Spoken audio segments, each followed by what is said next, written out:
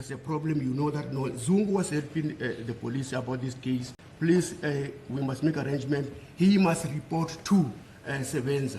Ila engase ngikhuluma khona ke ne-station commander sasethembisa police station ngathi ke uyazi ukuthi ke uZungu ulekelela ke amaphoyisa kuleli cala leli ngiyacela ke ukuthi manje asimsize ke ukuthi ke ahambe ayesebenza. Lastly, my lord, I want to say that I never had a quarrel with Constable Zungu, and even today I remember I did not have any quarrel with Brigadier Gininda.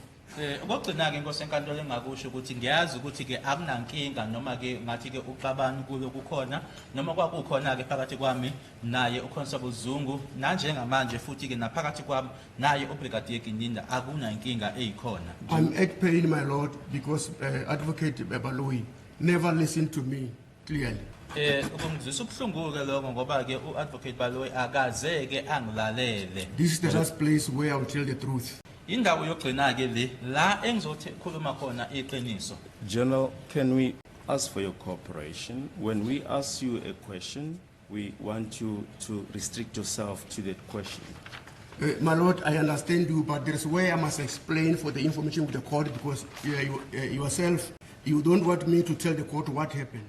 Socela ke general ukuthi ke uma ngabe sikubuza umbuzo ukuthi ke uphendule kuphela lokho okuyikona esikubuzayo ngiyakuzwa ngosenkantolo kodwa ke kunala ekufanele ngichaze khona ke ngoba ke awungivumeleki ukuthi angitshele inkantolo ke okuphelele. General, you had the opportunity to give your evidence in chief. You've given your evidence in chief. It's now to us. It's now for the state to ask questions, and you confine your answer to what is being asked. Ube nalo ke ithuba general ukuthi ke unikeze ngobufakazi bakho ke ngokuphelele manje ke ukuthina ke ukuthi ke asikuhlobo imibuzo manje ke kufanele ukuthi ke uphendule kuphela lokho ekuyikona esikubuzayo. Now, General, just to come back to the earlier question, do you agree that in your statement, Exhibit ZZZ in brackets 11, you do not refer to this incident in 2020 when you say Constable Zungu informed you that he was being forced to implicate you in a taxi violence matter? Do you agree? It's not in this statement. I'm not agreeing about it because of when we were in consultation, I informed you about everything. I even said to you, you know what, Advocate Baloyi, one day, even after 10 years, the truth will come out. And the day Zungu is going to tell the truth, you are going to fail. And it's where you never agreed. Ingabe uyavuma yini ukuthi udaba lo okhuluma ngalo lokho 2020 ukuthi ke uZungu ke ethi waphoqwa ke ukuthi ke akabhale ngawe ukuthi ke alukho ku statement sakho. Cha, angivume ke ngoba ke nangesikhathi ke ngangisehhovisi lapho siconsulta ke ngakutshela ke ukuthi ke noma kusemuva ke kweminyaka eyishumi iqiniso lizovela nokuthi futhi ke ngelanga uZungu azokhuluma ngalo iqiniso uzoquleka ngalelo langa lelo. General, we are asking about your own statement, Exhibit ZZZ in brackets 11. Do you agree that there's no reference to the fact that Constable Zungu told you that he was forced to implicate you in a taxi violence matter by Brigadier Gininda? My lord, Thank you. My colleague Advocate Baloyi has been referring to State versus Mafadati, so I think the same line of question refers to that question, because the fact that the witness does not mention any aspect in his statement does not mean that when he raises that in his evidence, either under cross-examination or in his evidence in chief, that did not occur. But in all, I'm saying that it refers to the very same case that Advocate Baloyi has been referring to when the defense was asking questions to the witnesses. Thank you. Monot, with the greatest of respect, we differ. I think my learned friend is misreading the case. All that we are asking, General, is does he agree that that fact is not in his statement? It's a simple matter of yes, it is in the statement, or it's not in the statement. That's all that we are asking the witness. My lord, thank you, my lord. The issue is that I agree that I did not write this in the statement. If you can allow me to finish this. Ngiyavuma ukuthi ke udaba lo longibuza ngalo angilibhalanga la kwi-statement sami. Remember when Gininda came to take the statement from me. Khumbula ukuthi ngesikhathi uGininda eza kumina ezothatha sona noma ezobhala sona i-statement lesi. He did not tell me about the statement of Zungu. akangitshelanga noma akazange angitshele ngestatement sikaZungu. It's me who told him that, no, you know what, because why? I know that previously the police made some serious mistakes. Imina kwamtshela ngoba ngathi ke uyazi ke ngoba kwenzeka ke kwisikhathi esendluleke kunala khona ke amaphoyisa enza iphutha noma ke amaphutha ekuyiwona. I told him that, no, even if I don't write in the statement here, but please take note that you, that this constable told me that you did force him to write statement. Kodwa ke buka lokhu noma bheka lokhu nanoma nje ngingakubhalile lana kwistatement sami kodwa ke ukwazi lokhu wena Ginyindi ukuthi ke uconstable lona ungitshelile noma wangitshela ukuthi wena wamphoqa ukuthi abhale istatement. But I will just write this summary of the statement because he said just write this summary of the statement. I'm aware about that. I never sort of force him, but just write what you think you can write. But I told him that I cannot say this because why? The court will throw this case if I can say that. Kodwa wasethi ke yena ke kumina bhala ke ufinyezeke istatement lesi ngikuzwile ke lokho kodwa ke akunalutho noma ongikwaziyo ngalelo daba ungabhala ke wena nje ufinyezeke ngabe ngithi ke nami ke ngizokubhala ke ngoba uma kuukuthi ke lolo daba lolo ngingalibhala lana ke inkantolo ke iqala leli ke ngaliphonsela eceleni. General, for the purpose of our question, you do concede that it's not mentioned in your statement, paragraph ZZZ in brackets 11. My Lord, I agree, but I said during the consultation, I explained this to you, my advocate, but you did not want to listen to me. Ngiyavuma yebo uma ngabe uthi ke lokhu ke akubhaliwe kwistatement sami kodwa ke ngishoyo ukuthi ke ngakusho ke lokho ngenkathi ke engangisehhovisi lakho kodwa ke awuzange ungilalele. Yes. General, for the sake of progress, we will move on. Can you perhaps just clarify the court? When you met Constable Zungu, exactly what did he tell you? Did he say he's got information about the commission of the crime involving the death of Mr. Senzo Meiwa? When? Can you tell me Yes. when? General, I'm still in the process of finalizing. When you first met him I'm saying when. in 2019, Thank you, my Lord. in 2019, did he say that he has information about the death of Senzo Meiwa and who might be involved, but that he does not have the details? Do you understand that? Yes, my Lord. That's the one part. Or did he tell you he does not have any information he had from Gwabeni about the death of Mr. Senzo Meiwa and who might be involved? General, before you answer, do you agree that these two propositions are different? Yes, I agree that. Yes. Different. Ngabe ke kuyinto akutshela yona uZungu ingabe wathi kuwena ungabe unolwazi yini ngokushona kwaSenzo Meiwa ukuthi nje imininingwane angenayo noma ke akutshela kona ukuthi nje kuyinto ayizwa ngogwabeni ngaphambi kokuthi uphendule ngabe uyavuma yini ukuthi into ezimbili ezahlukene lezi? Yebo ngiyavuma. Just maybe to save time, your evidence is that he told you that he heard from Gwabeni as to who might be involved in the death of Mr. Senzo Meiwa. Is that your evidence? Yes, yes. Kufakazi bakho yini ukuthi ke akutshela kona yena ukuthi obani ababembandakanyeke ekushoneni kukaSenzo ukuthi into leyo ayizwa ngogwabeni? Yebo. My Lord, Yes. My Lord, as I said, I want to try to be very, very slow, my Lord, because this is the last place where I will inform the court for the sake of justice.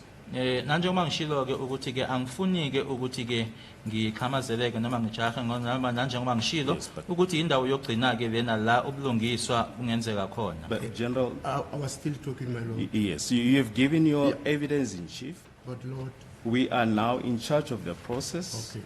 So we ask you questions, you answer the questions. Please, General. Yeah, but the thing is, I understand, but I have to explain when you ask me, because why? When I was with you, you never get a chance of talking to you.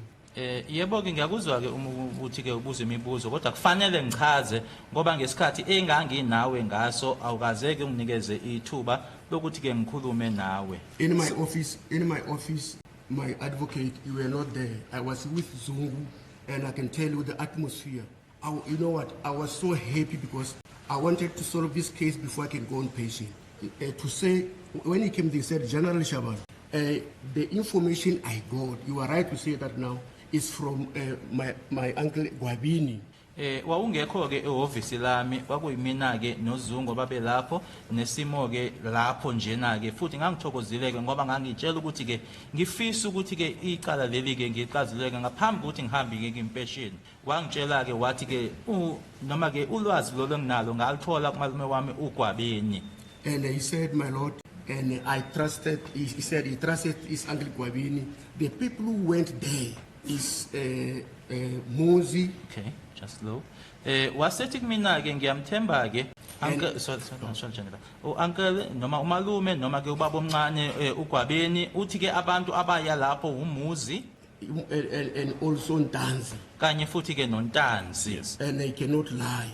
Futhi ngeke aqamba amanga. But he was not there.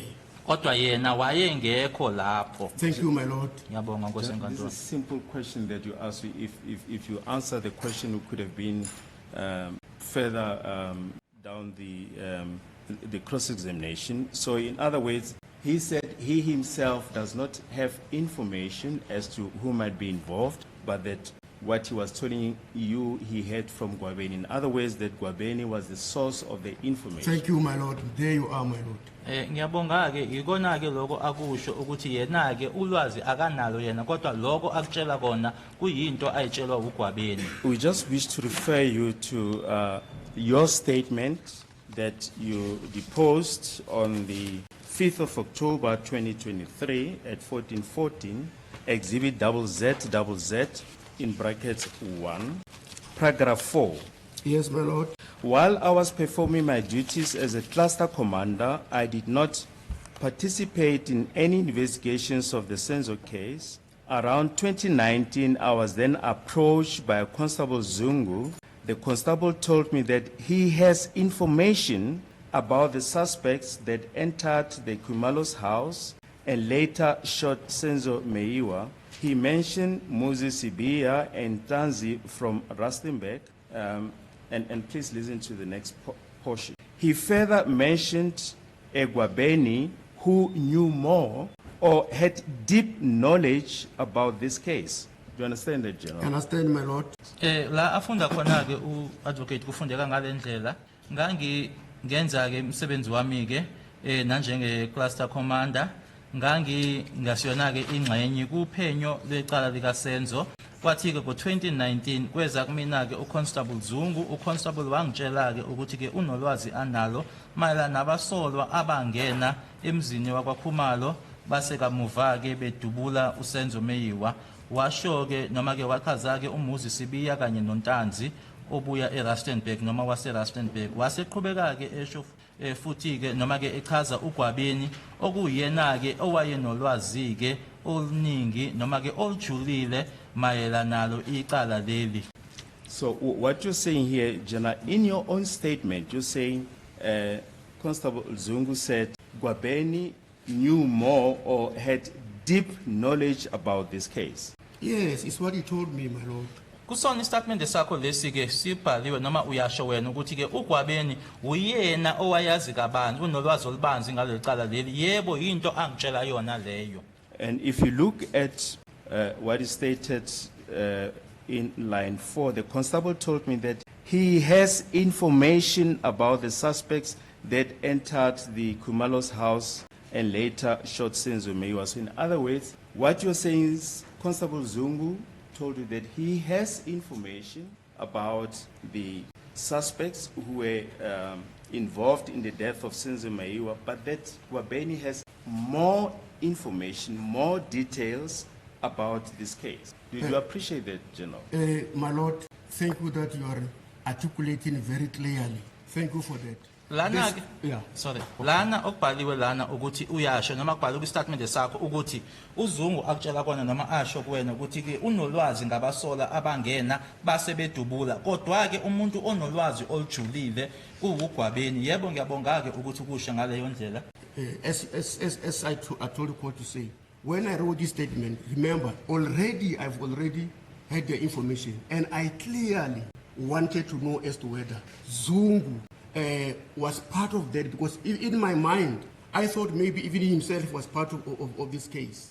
ukhumbuleke uma ngibhala istatement lesi ngangisenginayo ke information noma phecelezi ke ulwazi ke kodwa ke manje mina ongangifuna ukukuthola ke ukuthi ke ingabe yena ke ngoba la kumina emqondweni kumina ngangithi nami uyingxenye kodwa ngangifuna ukuthola lokho ke na ke ukuthi ngabe waye khona yini. The same information you are talking about, my lord, of to say about the information, is that he has information which he got from Gwabini, and that the same alleged is where myself and you and Gwabini we were fighting to say you mustn't say alleged, you must say you had it from Zongo, not to say that you had it from Gwabini.